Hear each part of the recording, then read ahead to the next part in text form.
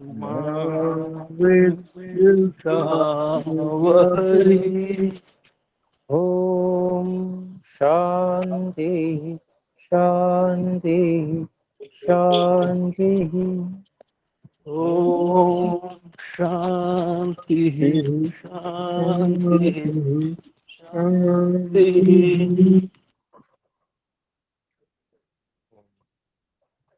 योग दर्शन के द्वितीय साधन पाद के 34वें सूत्र को हम पढ़ चुके हैं और अब उससे बाद में 35वां सूत्र हम पढ़ेंगे।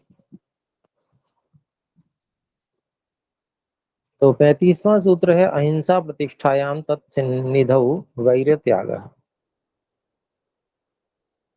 पीछे जो वितर्क थे हिंसा आदि उन सब के भेद बताए और वे वितर्क कितने हानिकारक हैं उसकी कल्पना कराने का ऋषियों ने हमें प्रयास किया।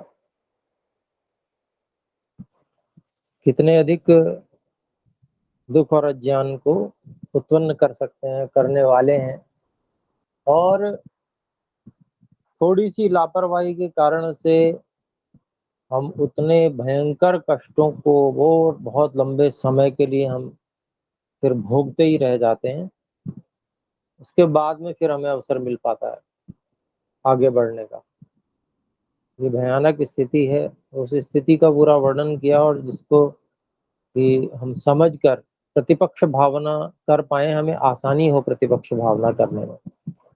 बस वही उद्देश्य लेकर आगे भी सूत्र यहाँ पर दिए जा रहे हैं कि प्रतिपक्ष भावना में जैसे जो दुख है उससे भय होता है, वो भी हमारे मोटिवेशन का कारण होता है उससे बचने में, बुरे कार्यों से बचने में। ऐसे ही उससे क्या क्या लाभ मिल सकते हैं अगर हम पालन करें, तो उससे हमें क्या लाभ होंगे वो भी हमारे लिए प्रतिपक्ष भावना में दोषों को छोड़ने में और उनसे युद्ध करने में और सत्य आदि और अहिंसा आदि जो यम है उनको ग्रहण करने में रुचि वो विशेष जगाते हैं। तो इसी उद्देश्य से ऋषियों ने ये पहले जो उनसे हानि दिखाकर और उससे दोषों से बचने का उपाय, वितर्कों से बचने का उपाय, और जब हम कुछ धनात्मक दृष्टि से करने लगते हैं तो हम स्वतः ही जब एक्टिव हो जाते हैं तो फिर स्वतः ही हम फिर वो जो ऋणात्मक है उससे बच जाते हैं। सबसे बड़ा उपाय यही है कि हम धनात्मक रूप से पूरी तरह से एक्टिव हों, तो ऋणात्मक चीजें अपने आप ही नहीं आएंगी, उनसे हम बचे रहेंगे। परंतु जैसे ही खाली स्पेस मिलता है तो फिर वो जो ऋणात्मक वाले संस्कार हैं वो प्रभाव डालते हैं, हावी होते हैं, और वो जब वो हावी होते हैं तो फिर व्यक्ति पतित होता है, पतन के अवसर होते हैं। तो वो पतन ना हो इसके लिए भय भी होना चाहिए, वो भी पहले बताया गया कितना भयंकर फल है इसका। और अब आगे हम लगे रहें अच्छे कार्यों में, अहिंसा में, वैरभाव छोड़कर सत्य आदि के पालन में अहिंसक बनकर न्याय पूर्व न्यायपूर्ण आचरण करने में हम लगे रहें। इसके लिए यहाँ पर बहुत अच्छे जो एक तरह से फल बताए जा रहे हैं। तो महर्षि व्यास जी इसमें जो है इस सूत्र की भूमिका में बता रहे हैं कि जब प्रतिपक्ष भावना करता है व्यक्ति तो उस प्रतिपक्ष भावना के कारण से योगी के त्याग करने योग्य जो ये हिंसा, असत्य इत्यादि जो वितर्क हैं, ये फिर उससे दूर रहते हैं, क्योंकि ये विजय प्राप्त कर लेता है युद्ध करके उनसे, उनको उठने नहीं देता। जब उत्पन्न नहीं होते अभी तक, तो फिर अहिंसा आदि का पालन करने में उसे बहुत सुविधा हो जाती है और वो न्यायपूर्वक आचरण करने लगता है। तो उसका पालन करने से ऐश्वर्य सिद्ध होते हैं, उसको ऐश्वर्य मिलते हैं। ऐसे ऐसे आश्चर्यजनक ऐश्वर्य होते हैं जो सामान्य व्यक्ति आश्चर्यजनक हो जाए, उसमें आश्चर्य की सीमा ना रहे, इतना अधिक ऐसे ऐसे ऐश्वर्य प्राप्त होते हैं, ऐसी ऐसी सिद्धियां मिलती हैं। तो यहाँ पर वही अहिंसा की प्रतिष्ठा कर लेने से, अपने अंदर अहिंसा पूरी तरह से न्याय पूर्वक आचरण को प्रतिष्ठित कर लेने से, समस्त प्राणियों से वैर भाव का त्याग हो जाने से, अपने मन में ऐसे योगी की निकटता से दूसरे जो लोग प्राप्त होते हैं, उसके पास में आते हैं, उनका भी वैर त्याग हो जाता है।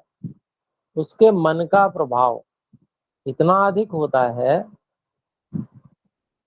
इतना अधिक प्राण के माध्यम से मन के अखंडित संकल्प का प्रभाव इतना अधिक हो जाता है, मन की जो विशेष उदात्त भावना है वो निर्मल भी होती है और साथ में सूक्ष्म प्राण शक्ति को प्रभावित करती है, जिससे आसपास का जितना भी वातावरण है वो, वहां की जो प्राण शक्ति है वो उसके मन के अनुकूल हो जाती है। तो उस क्षेत्र में जो भी व्यक्ति प्रवेश करता है, उसका मन उससे प्रभावित हुए बिना रहता नहीं, उसका भी वैर वैर त्याग हो जाता है, उसकी सामर्थ्य के अनुसार, उसके संस्कारों के अनुसार। क्योंकि देखिए सभी के जो संस्कार हैं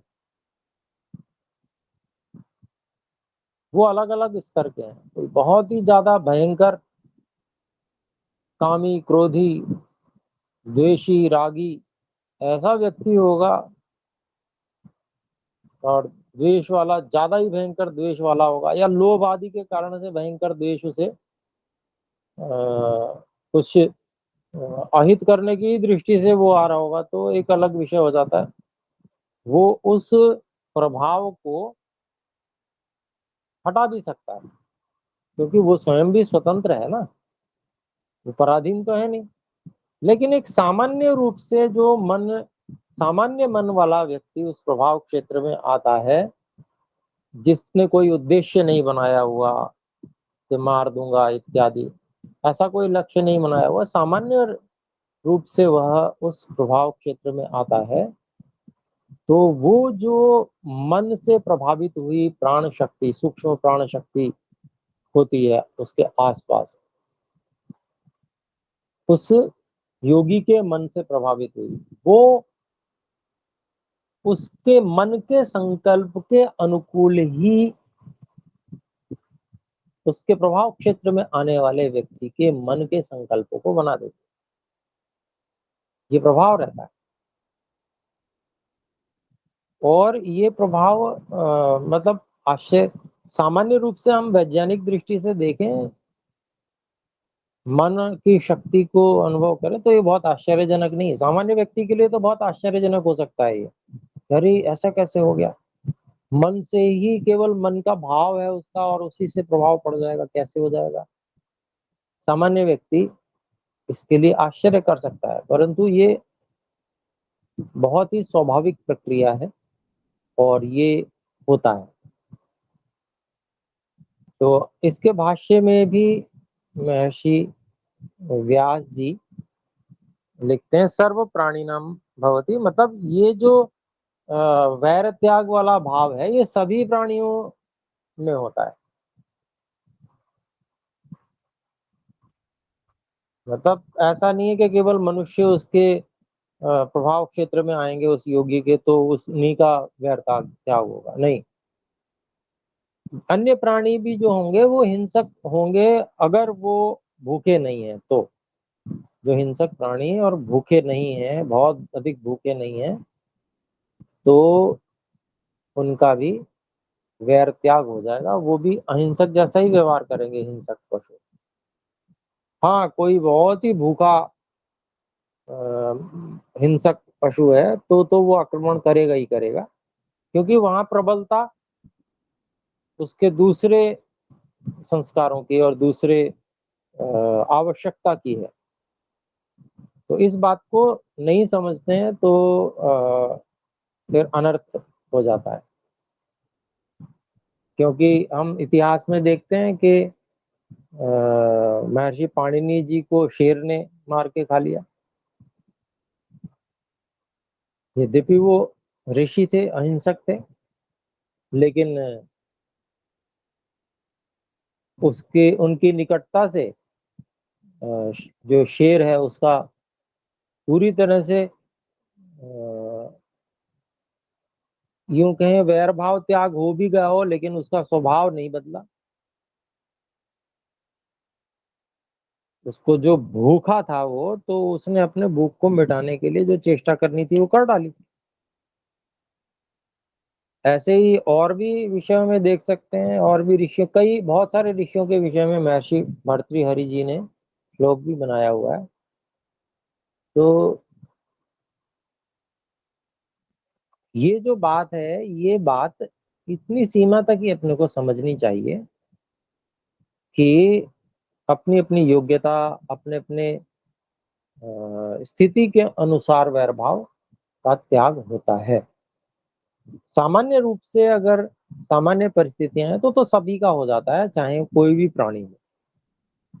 लेकिन जब असामान्य परिस्थिति होती है तो वहां पर व्यक्ति या उस चाहे व्यक्ति हो चाहे पशु हो, उसका जो मुख्य स्वभाव है वो भी प्रधानता में आता है, उसकी प्रधानता भी हो सकती है।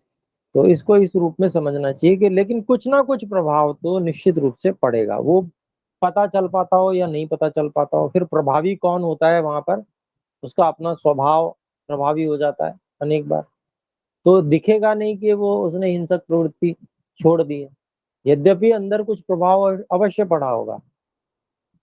एक बार को वो भी विवश हुआ होगा सोचने के लिए कि मैं करूं या ना करूं, लेकिन उसका स्वभाव वहां प्रबल प्रबल हो गए और फिर वो क्रिया में परिणत हो जाता है। तो वो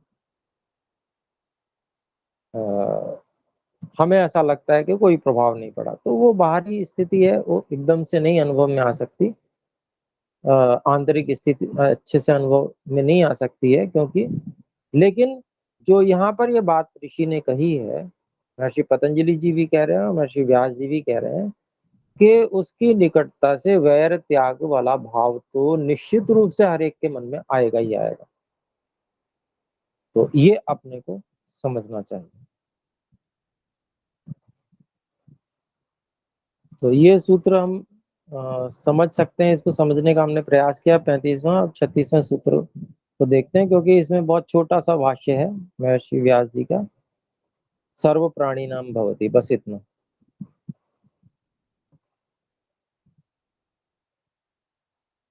तो हाँ, वहाँ जो मैं आपको बता रहा था श्लोक जो है वो पंचतंत्र का श्लोक है, मित्र संप्राप्ति का। वो महात्मा भर्तृहरि जी का नहीं है। सिंहो व्याकरणस्य कर्तुरहरत् प्राणान् प्रियान् पाणिने मीमांसा कृतमुन्ममाथ सहसा हस्ति मुनिं जैमिनिम् छन्दो ज्ञाननिधिं जघानमकरो वेलातटे पिङ्गलम् अज्ञानावृतचेतसा मतिरुषाम् कोऽर्थस्थिरश्चां गुणैः। तो ये इसमें वर्णन किया गया है कि जो व्याकरण का निर्माण करने वाले व्याकरण ग्रंथ का। महर्षि पाणिनि जी को सिंह ने मार खाया। मीमांसा जो महर्षि जैमिनी ने बनाया है, तो उसको भी उन जैमिनी मुनि को भी हाथी ने रौंद लिया था। और महर्षि पिंगल जो जिन्होंने छंद का ज्ञान दिया, उसको उनको भी जो है मगरमच्छ ने मार दिया। तो यहाँ पर कह रहे हैं कि जिनका चित्त अज्ञान से आवृत्त होता है, तो उनके ऊपर उत्तम गुणों का प्रभाव अच्छे से पड़ नहीं पाता। मतलब पड़ता है, थोड़ा बहुत पड़ता है, लेकिन वो ऐसा हो जाता है कि बाद में ऐसा लगता है कि जैसे वो प्रभाव नहीं पड़ा। तो अगला सूत्र है सत्य प्रतिष्ठायाम क्रिया फलाश्रयत्वम।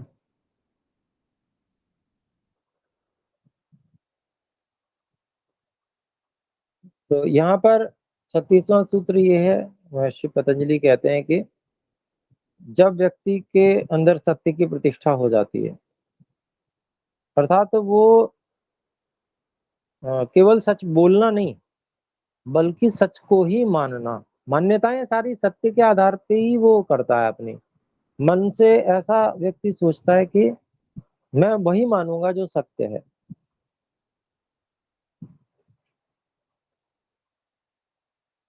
यथार्थ को ही मैं अपने मन में स्थान दूंगा। तो ऐसे व्यक्ति के मन में सत्य की प्रतिष्ठा होती है।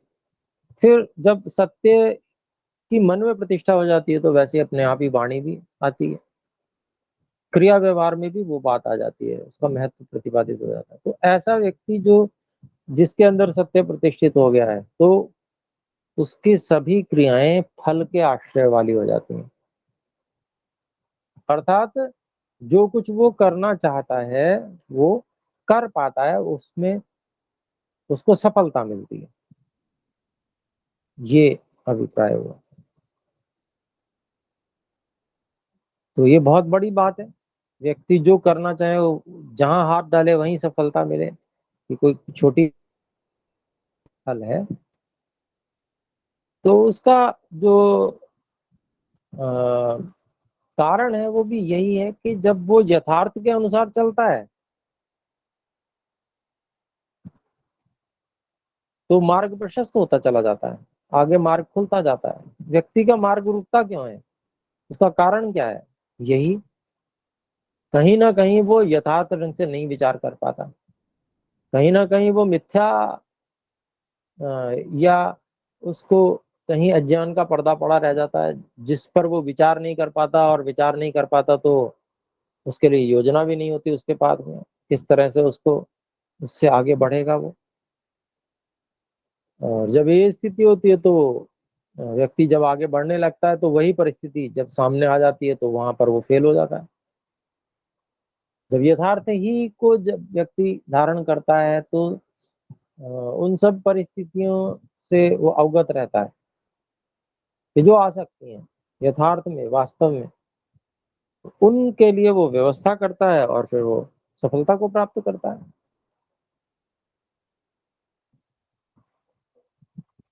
और फिर जब ऐसी स्थिति में व्यक्ति होता है, जब कि वो सत्य ही को धारण करेगा मन में, तो ईश्वर की सहायता भी मिलती है, गुहा जागृत होती है, जन्म जन्मांतर के उत्तम संस्कार जागृत होके उसकी सहायता करते हैं। तो सब प्रकार से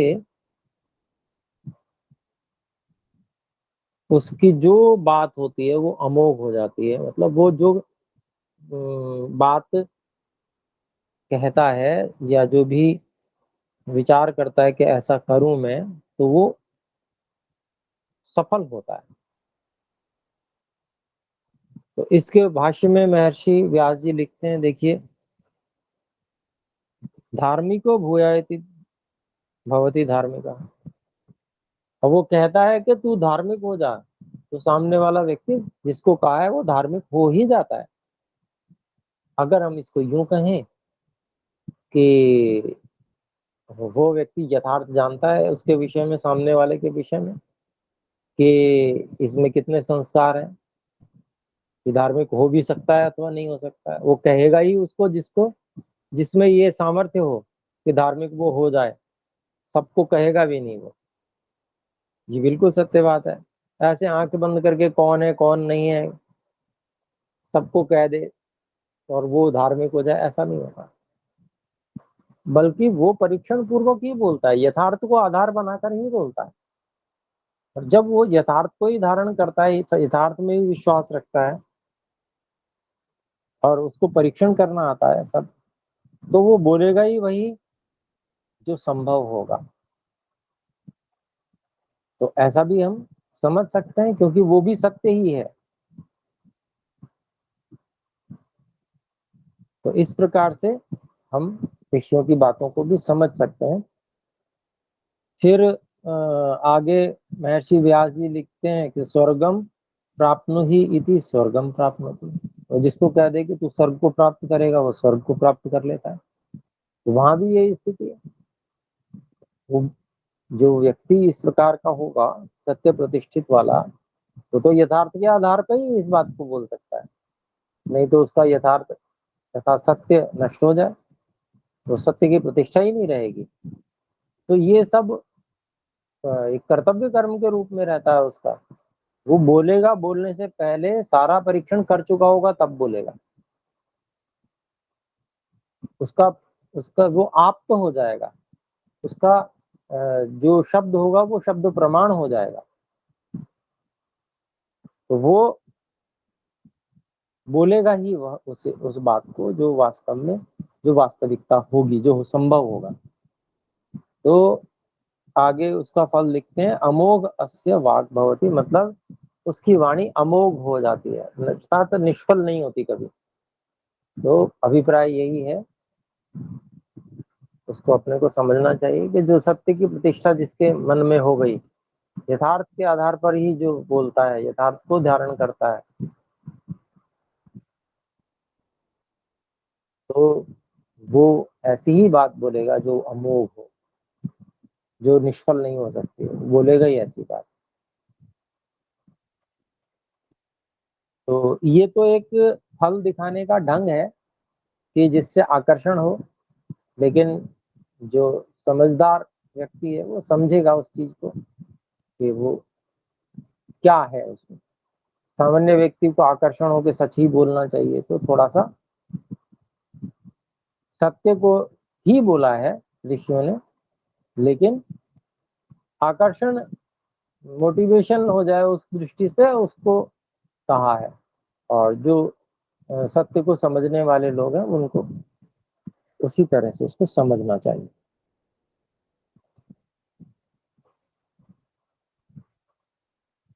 फिर हमारा 37वां सूत्र है, अस्तेय प्रतिष्ठायाम सर्व रत्नोपस्थानम। तो यहाँ भी फल बताया है, आकर्षण जगह, यम यमों के पालन में आकर्षण जगह। महर्षि पतंजलि कहते हैं कि अगर अस्तेय की प्रतिष्ठा हो जाती है, अर्थात मन से भी वो व्यक्ति किसी का द्रव्य, किसी के अधिकार का पदार्थ ग्रहण करने की इच्छा नहीं करता, मन से भी, बिना उसका प्रतिफल चुकाए, ऐसी स्थिति में व्यक्ति रहता है, तो ऐसे व्यक्ति के पास में सभी जो रत्न हैं वो निकट आ जाते हैं, उसके पास आ जाते हैं सभी रत्न, सभी उत्तम पदार्थ हैं। रत्न यहाँ उत्तम पदार्थों के लिए कहा जा सकता है। उत्तम पदार्थ, उत्तम व्यक्ति, रत्न उनको भी कहते हैं ना जो मित्र हैं, मित्र रत्न होते हैं। उत्तम से उत्तम गुणों वाले जो लोग होते हैं मित्र, वो भी ऐसे व्यक्ति को प्राप्त हो जाते हैं। और सही बात तो ये है कि जो असली रत्न है वो ऐसे मित्र ही रत्न है। बाकी सब जो आपके हीरे मोती सोना चांदी, ये रत्न होते हुए भी उतने महत्व के नहीं है जितने उत्तम मित्र और व्यक्ति जो है वो रत्न के रूप में महत्व के हैं। तो इस तरह से जब व्यक्ति चोरी का परित्याग करता है तो सभी मित्र साथी और उसको और सब लोग उसको बहुत अच्छा व्यक्ति समझने लगते हैं, मानने लगते हैं, और एक दृढ़ विश्वास उसके ऊपर हो जाता है। जैसे जिसने किसी कबूतर की जान बचाई हो तो वो कबूतर उसके आसपास रहेगा, उससे डरता नहीं है वो। और सामान्य दूसरा व्यक्ति कबूतर के पास जाए तो फड़ फड़ फड़ करके उड़ जाएगा पक्षी। तो ऐसा विश्वास जम जाता है उस कबूतर के मन में भी कि ये मुझे हानि नहीं पहुंचाएगा, इसने तो मुझे बचाया है। तो उसको हाथ में भी ले लेता है, उसके कंधे पे भी बैठ जाता है। तो इस प्रकार से स्थिति रहती है। तो ऐसे ही जैसे जिस व्यक्ति पर पूरा अगाध निश्चय हो गया कि ये व्यक्ति चोरी कर ही नहीं सकता, ये किसी का हानि हानि पहुंचा ही नहीं सकता है, किसी के द्रव्य किसी के अधिकार के पदार्थ को ही ग्रहण कर ही नहीं सकता है, ये विश्वास उसका जब जम जाता है तो हर व्यक्ति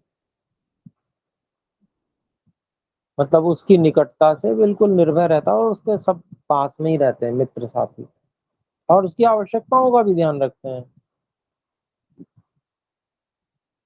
तो जो मित्रों के पास रत्न है वो भी उसके पास ही समझिए। तो इस प्रकार से और भी जो लोग हैं जो श्रद्धालु हैं वो उसको देकर जाते हैं कि आप ये रखिए, और लोग उसमें पुण्य समझते हैं ऐसे लोगों को देने में। तो इस प्रकार से और यूं भी कहें कि जैसे मान लीजिए कोई व्यापारी भी है और जब वो इस प्रकार का व्यवहार करता है कि एक पैसा भी किसी का रोकता नहीं अपने पास, तो उसकी साख बहुत अच्छी बन जाती है व्यापार में। और हर व्यक्ति उसको कुछ भी वो चाहे कि भाई मुझे व्यापार में इतना माल चाहिए, उसको बिना किसी संकोच के व्यक्ति उसके पहुंचा देगा, क्योंकि उसको पता है कि ये एक पैसा भी कभी इसने कभी किसी का नहीं मारा, ये स्वभाव ही इसका ऐसा है, ये कभी चोरी का की बात सोच भी नहीं सकता है। और इसके पास हम अपना माल भेजेंगे, ये अपना जो इसका मूल्य है वो जल्दी से जल्दी अपने स्वतः ही चुकाने का प्रयास करता है। तो बताइए, जो व्यक्ति इस साख वाला होगा उसको क्या कमी रहने वाली है? उसको कभी पूंजी की कमी तो हो ही नहीं सकती, क्योंकि सारे समाज की पूंजी उसकी पूंजी है। उसको जब कभी किसी आवश्यकता है माल की, उसको मिल जाएगा और वो आसानी से बेचकर लाभ कमा सकता है। तो उसको रत्नों की क्या कमी रहेगी? तो ये जो महर्षि पतंजलि जी ने बात कही, अस्ते प्रतिष्ठायाम सर्व रत्नों प्रस्थान, बिल्कुल सत्य है। और वास्तव में ऐसा होता है कि उसको फिर कोई कमी नहीं रहती उस व्यक्ति को, जिसने अपना सारा व्यवहार जीवन इस प्रकार का बनाया और लोगों को ये विश्वास भी हो जाता है। थोड़ा बहुत व्यवहार देखने से ही विश्वास हो जाता है कि ये व्यक्ति ऐसा है। इसके विपरीत एक बार जो व्यक्ति धोखेबाजी करते, कभी कोई उसका विश्वास कर ही नहीं सकता, जीवन भर के लिए वो विश्वास टूट जाता है, चाहे वो व्यक्ति कितना ही सुधर जावे। ये विश्वास बनाना, ये अस्तेय का पालन करने से बहुत बड़ा लाभ।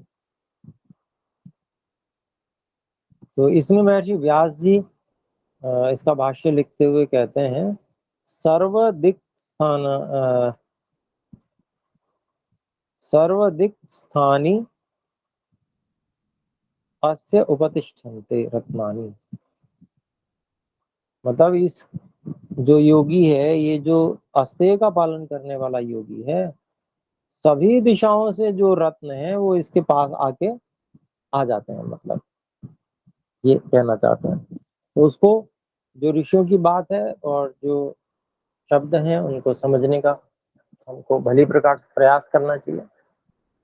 तो आइए अब हम 38वें सूत्र को देखते हैं। ब्रह्मचर्य प्रतिष्ठायाम वीर्य लाभः। तो महर्षि पतंजलि जी बता रहे हैं ब्रह्मचर्य की प्रतिष्ठा से ब्रह्मचर्य को प्रतिष्ठित कर लेने से अपने अंदर वीर्य का लाभ होता है। वीर्य किसे कहते हैं? पराक्रम को कहते हैं। शरीर में जो वीर्य आदि धातु हैं वो भी पराक्रम को बढ़ाने वाली है। व्यक्ति ओज से युक्त रहता है, स्वस्थ रहता है, पराक्रम कर सकता है किसी भी क्षेत्र में। योग के क्षेत्र में भी पराक्रम होता है, ध्यान करके, ध्यानावस्थित होके और आगे से आगे समाधियों को प्राप्त करना, असंप्रज्ञात समाधि प्राप्त करके ईश्वर की को प्राप्त कर लेना, ये पराक्रम है। ऐसे ही अन्य क्षेत्रों में भी ये वीर्य लाभ होता है, पराक्रम का लाभ होता है सभी क्षेत्रों में। तो ब्रह्मचर्य की प्रतिष्ठा से ये जो पराक्रम का लाभ होता है, शारीरिक शक्ति, मानसिक बौद्धिक शक्ति, आत्मविश्वास, ये सब ब्रह्मचर्य की प्रतिष्ठा से बढ़ते हैं।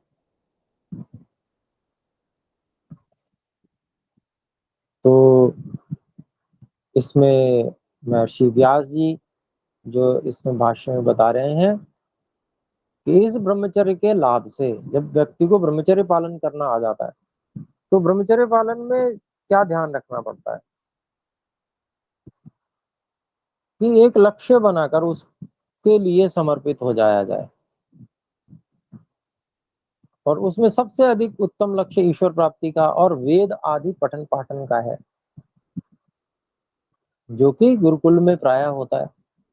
गुरुकुलों में जाके ही आचार्य के अनुशासन में होता है। तो ये सर्वोत्तम लक्ष्य है। इसको करने से जो है वो ब्रह्मचर्य स्थिर होता है। क्यों होता है? क्योंकि हम देखें शरीर की जो प्रक्रिया है धातुओं के निर्माण की है, और कोई भी चीज जो बन रही है और वो इकट्ठी तो होगी नहीं, और ये इकट्ठी अगर हो जाती है तो फिर क्या होगा? उसका नाश भी तय है। तो ब्रह्मचर्य का जो उपाय है वो यही है कि उत्तमोत्तम पदार्थ की प्राप्ति और उसका सही जगह व्यय, यही ब्रह्मचर्य है।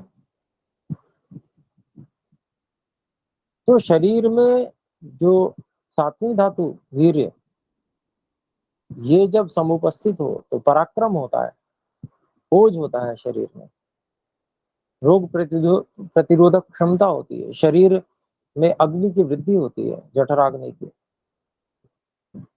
और शेष जो अतिरिक्त वीर्य है उसको चिंतन की अग्नि में जलाना चाहिए। अर्थात जिस लिए ये जीवन मिला है वो विषय चिंतन में, वो ज्ञान विज्ञान इतना गहरा है जिसकी कोई थाह नहीं, उस ज्ञान विज्ञान को प्राप्त करने के लिए निरंतर चिंतन प्रयासरत रहना चाहिए, ध्यान करना चाहिए। उसमें वीर्य आदि ये चिंतन, इसीलिए महर्षि दयानंद जी वहां पर सत्यार्थ प्रकाश में भी लिखते हैं कि जिसने ये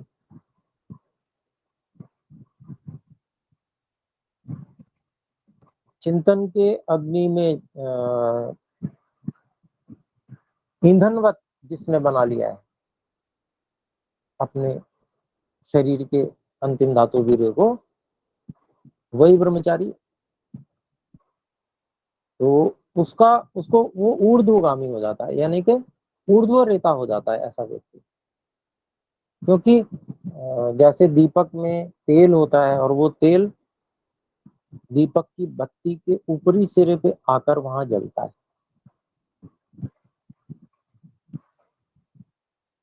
ठीक इसी तरह से परमात्मा ने शरीर में व्यवस्था दी है।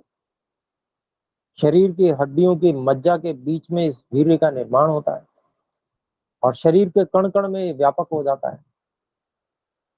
इसका उपयोग कैसे करना है? तो इसका उपयोग करना हमें आना चाहिए। जब हम चिंतन करते हैं,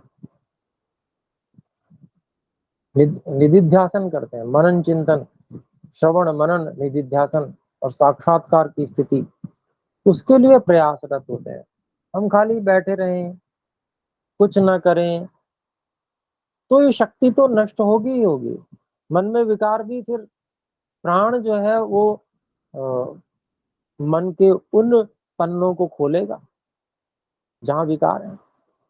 क्यों? क्योंकि हमने उसको सही जगह लगाया नहीं शक्ति में, तो शक्ति तो बर्बाद ही होगी, और फिर उसी से हमारा आत्मविश्वास समाप्त होता चला जाता है। आत्मविश्वास गिर जाता है। व्यक्ति सोचता है नहीं नहीं नहीं, मैं कुछ नहीं कर सकता, मेरे बस का कुछ नहीं। निराशा में चला जाता है व्यक्ति। तो मैं इतना सही ब्रह्मचर्य पालन नहीं कर पा रहा हूँ, मैं कैसे करूंगा कुछ भी। तो ये जो स्थिति है नहीं होनी चाहिए। उसके लिए निरंतर और बहुत बल लगाना, बहुत शक्ति का व्यय करना, तप करना, ये बहुत आवश्यक है। सुविधा में रहना बहुत अधिक ठीक है, सुविधाएं समाज के उत्थान के लिए जहां आवश्यक है उनका उपयोग कीजिए, परंतु अपने लिए तप होना चाहिए। व्यक्तिगत कार्य के लिए तप होना चाहिए। तपस्वी व्यक्ति अपने लिए तपस्वी, दूसरों के लिए उदारता। ये सिद्धांत है, सत्य सिद्धांत, सच अच्छा सिद्धांत ये है कि खुद अपने लिए तप और दूसरों के लिए उदारता, दूसरों की सुविधा का ध्यान रखना। ये है योगाभ्यासी व्यक्ति। तो अपने लिए तप क्यों? क्योंकि मुझे ब्रह्मचर्य का पालन करना है। मैं जितना अधिक तपस्वी होऊंगा, मेरा वीर्य उस तप में व्यय होगा, और जब व्यय वहां होगा तो मेरे आत्मविश्वास के हनन की कोई संभावना नहीं होगी, विकार मन में आने की संभावना नहीं होगी। ये ब्रह्मचर्य की प्राप्ति का साधन है तप। तो इसके लिए जब व्यक्ति प्रयासशील होता है, ध्यान में भी रखता है, तो वो सही जगह व्यय होता है। जैसे जैसे ब्रह्मचर्य से के पालन से आत्मविश्वास बढ़ता है, तप के पालन से भी आत्मविश्वास बहुत अधिक बढ़ता है। देखिए ऋषि महर्षियों को, महर्षि दयानंद जी का जीवन चरित्र पढ़ के देखिएगा। महर्षि दयानंद जी के जीवन से अधिक मैं समझता हूँ कहाँ अभी वर्तमान आसपास में हम देखें, बहुत ज्यादा समय नहीं हुआ है, तो ऐसे महर्षि दयानंद जी जैसा जीवन तो कहीं नहीं मिलेगा मुझे लगता है ब्रह्मचर्य से संबंध में। कैसा जीवन था? लंगोट, वो कॉपीन, लंगोट नहीं, लंगोट तो आजकल सीधी हुई होती है, कॉपीन होती है। कॉपीन में एक कमरबंद होता है, कमरबंद में एक लंबी सी पट्टी, ठीक है, वो पीछे से उसमें कमरबंद में घुर्सी जाती है, और फिर आगे भी कमरबंद होता है। वो कमरबंद तो पूरी कमर पे बंधा हुआ, तो आगे की ओर से लेकर और गुप्तांग को केवल ढक लिया जाता है, और पीछे की ओर ले जाके फिर से उस पट्टी का दूसरा सिरा भी वहीं पर जहां पहला घुरसा था उसमें ही कमरबंद में घुरस लिया, बस इतना। ये कॉपीन होती है, और ऋषि दयानंद इसी एक कॉपीन में रहते थे। और कहां पर?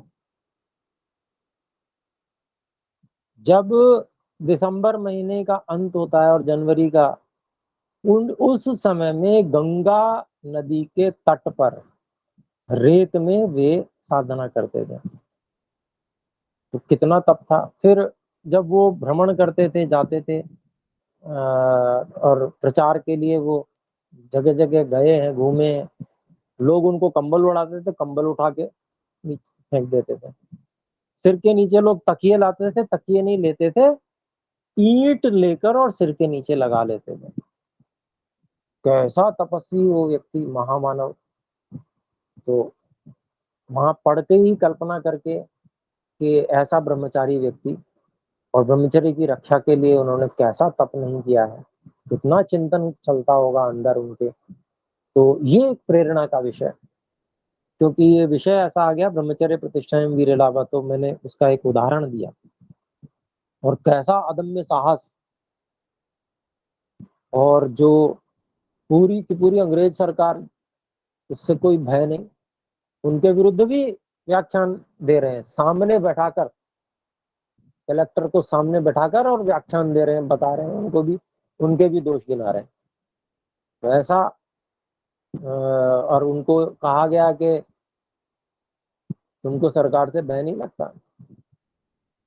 कहता मुझे कोई भय, वो कहते हैं कि मुझे कोई भय नहीं लगता है। और वो ये उनके सामने उद्घोष करते हैं, तुम मुझे तोप के सामने बांध कर भी और गोले से उड़ाने से पहले भी पूछोगे तो मैं सत्य ही कहूंगा।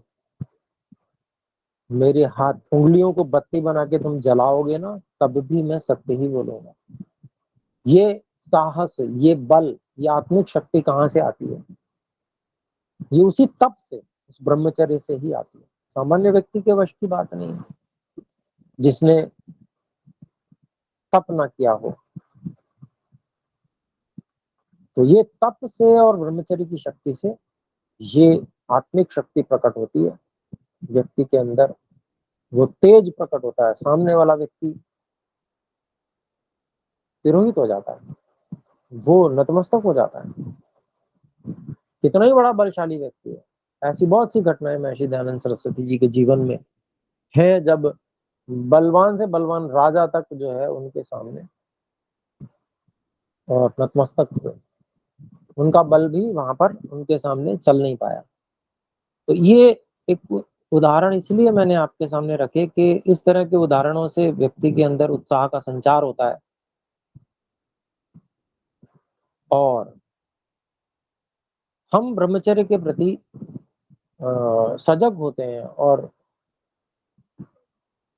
जीवन भर भोग भोगना, इसके लिए थोड़ी जीवन मिला हुआ है। गृहस्थ हैं तो क्या हो गया, इसका मतलब ये थोड़े है कि हम ब्रह्मचर्य का पालन नहीं कर सकते। पति पत्नी मिल दोनों को मिलकर संकल्प लेना चाहिए कि हम दोनों ब्रह्मचर्य का पालन करें।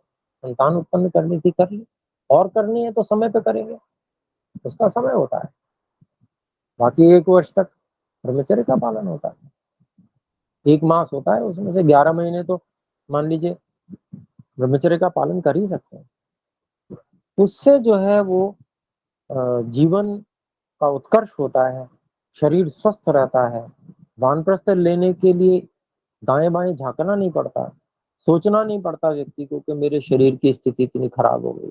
जो व्यक्ति इस प्रकार से शरीर के ब्रह्मचर्य का ध्यान रखता है, गृहस्थ रहते हुए भी ब्रह्मचारी होता है वो व्यक्ति, उस ऐसे व्यक्ति समय आने पर और वानप्रस्थ ले लेते हैं बिना किसी हिचक के। ऐसे ही तो राजा हुआ है पहले, पूरा को पूरा राज्य सौंप के और वानप्रस्थी हो गए, ऋषि हो गए।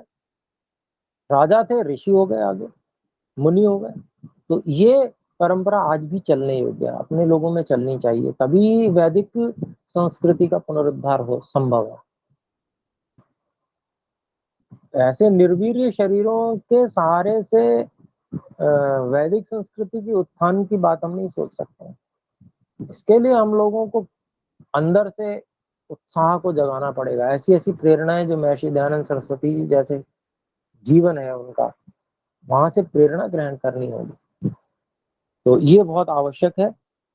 यहाँ पर जो महर्षि व्यास जी ने बात कही है वो ले लेते हैं। ये यस्य लाभाद अप्रतिघान गुणान कर्षयति। इस ब्रह्मचर्य के लाभ से जो कभी नहीं दब सकते, ऐसे गुणों का उत्कर्ष होता है। दूसरे व्यक्ति के गुण दब सकते हैं अगर गुण उभर रहे हैं तो, लेकिन जो ब्रह्मचर्य से युक्त व्यक्ति है उसके गुणों को कोई दबा नहीं सकता संसार में। कितनी बड़ी बात है। हर जगह वो ब्रह्मचर्य के बल से वो बिना घबराए, बिना किसी संकोच के उन गुणों का प्रकर्ष सामने आएगा उसके। कोई परिस्थिति हो, कोई तैयारी करने की आवश्यकता उसको नहीं होगी। जैसा भी जहां भी जैसे भी चला जाएगा उसी परिस्थिति में विजय होगी उसकी। जैसे महर्षि दयानंद सरस्वती जी के विषय में उदाहरण है, एक भी शास्त्रार्थ वो कहीं हारे नहीं, सब जगह विजय हुई। फिर आगे कहते हैं सिद्धश्च विनयेषु ज्ञानमाधवतम समर्थो भवति। और ऐसा व्यक्ति सिद्ध हो जाता है और अपने जो शिष्य हैं उनमें ज्ञान का आदान करने में समर्थ हो जाता है, समझा पाता है अपनी बात को, उसकी बात का प्रभाव होता है। तो कितनी बड़ी बात है कि जो हम आदान करना चाहते हैं उसका प्रभाव हो। और देखने के लिए आता है सहस्रों महर्षि दयानंद के जो शिष्य थे, लगभग 80%, और राष्ट्र की स्वतंत्रता के लिए उन्होंने अपने बलिदान दिए। एक बात महर्षि जी ने कही और हजारों लोग तैयार हो गए मरने मिटने के लिए। तो ये बहुत बड़ी बात है। ये तो उदाहरण जो बहुत निकट का, महर्षि दयानंद जी बिल्कुल निकट के उदाहरण है, निकट के ऋषि हैं। तो वो उदाहरण हम सब को बहुत प्रभावित करता है। और वेद में भी पूरा, अथर्ववेद में पूरा ब्रह्मचर्य सूक्त है। कितना महान वर्णन परमात्मा ने ब्रह्मचर्य का किया है। ब्रह्मचर्य के ही तब से राजा राष्ट्र की रक्षा करता है। घोड़ा घास को पचाकर और शक्ति को उत्पन्न करता है। देखिए ना, शक्ति, जो शक्ति का मापक ही अश्व शक्ति, हॉर्स पावर, ये बना दिया गया। तो क्या खाता है? घास खाता है। घास को खा के ही ब्रह्मचर्य के बल से वो इतनी शक्ति उत्पन्न करता है कि वो सब में सिरमौर है। ऐसे ही कन्याओं के लिए भी ब्रह्मचर्य का विधान वही उसमें है। वो भी वेद आदि का अध्ययन करें ब्रह्मचर्य पूर्वक, और फिर उसके बाद में वो उत्तम पति को प्राप्त करें। तो ऐसा सब वहां पर वेद में आता है। और महाराज जो भीष्म पितामह थे, उनका भी, वो भी ब्रह्मचारी थे, तो उन्होंने भी महाभारत में इसके प्रति बहुत अच्छा उपदेश दिया, जो कि हमारा व्यवहार भानु पुस्तक में महर्षि दयानंद जी ने लिया हुआ है उनका। तो आज समय पूरा हुआ, अधिक हो गया 4 मिनट। तो अपरिग्रह को अगली कक्षा में हम लेंगे। आइए एक बार ओम का उच्चारण।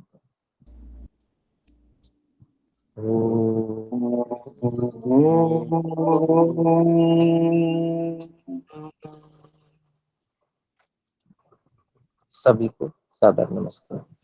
नमस्ते गुरु जी।